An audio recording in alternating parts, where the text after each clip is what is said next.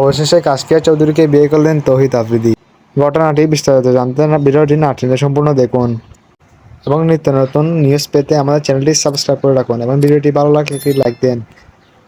বর্তমান বাংলাদেশের 2 নম্বর ইউটিউবার তৌহিদ আফ্রিদি এবং আমাদের প্রাণপ্রিয় এই মোটর ব্লগার তার ফাহিমের বোন কাশফিয়া চৌধুরী। কাশফিয়া চৌধুরীকে আগে থেকে পছন্দ করতেন তৌহিদ আফ্রিদি। গতকাল তিনি সোশ্যাল মিডিয়াতে জানিয়েছেন তিনি কাশফিয়া চৌধুরীকে বিয়ে করেছেন।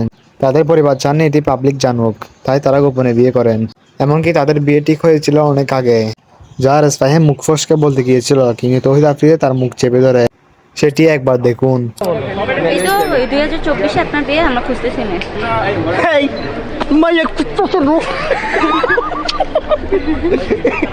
সো বন্ধুরা, আপনারা নিশ্চয়ই দেখতে পেয়েছেন যে আরিস ফাহিম নিজ মুখে তাদের বিয়ের কথাটি বলতে চেয়েছিল, কিন্তু তখনই আরিস ফাহিমের মুখ চেপে ধরেন তৌহিদ আফ্রিদি, কেননা তিনি এবং তার ফ্যামিলি চাননি এই কথাটি পাবলিক জানুক।